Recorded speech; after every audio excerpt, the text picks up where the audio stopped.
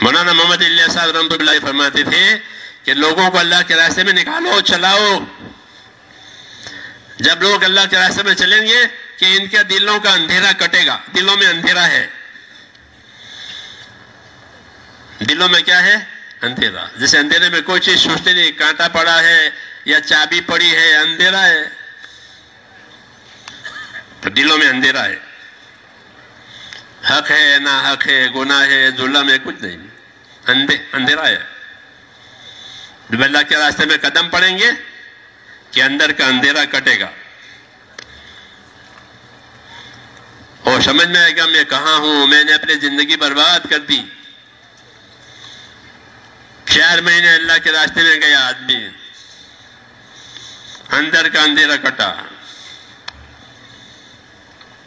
اب سمجھ آئی کہ میری تو بہت نمازیں غائب میں نے کر دی ہے، آج تک نماز پڑھی نہیں.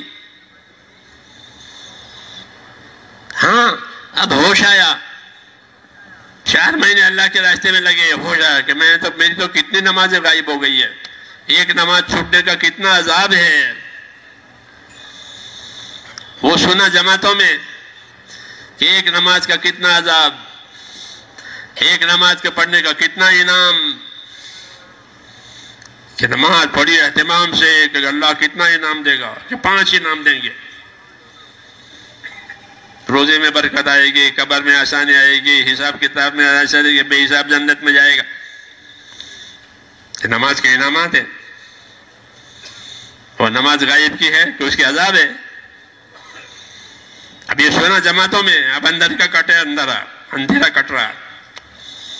اب فکر کہ میں نے تو بہت نمازیں غائب کر دی. جی ہاں، کر کے دیکھیں. اس لیے ہم اپنے بھائیوں کو دعوت دیتے ہیں کہ اللہ کے راستے میں پھرو تاکہ زندگی میں کیا خامی ہے وہ سمجھ میں آوے. نہیں تو زندگی کی خرابیاں سمجھ میں نہیں آئے گی، وہ قبر میں ساتھ جائے گی. اللہ حفاظت فرماوے. ہاں، مولانا الیاس صاحب فرماتے تھے کہ لوگوں کا راستے میں نکالو، وہ اللہ کے راستے میں نکلیں کہ اندر کا اندھیرا کٹے گا. پھر سمجھ میں آئے گا کہ میں تو مالدار ہوں، زکوٰۃ بھی نہیں دی ہے. ہاں مالدار ہو گئے، کمانے کی فکر ہے، لگانے کی فکر نہیں ہے کہ مال کو کہاں لگانا، کما کر کے بس مال کمانا. پھر مال کما کر مال میں کیا حق ہے اللہ تعالیٰ کا، کہ کوئی خبر نہیں. بس اندھیرا ہے. اب اللہ کے راستے میں پھر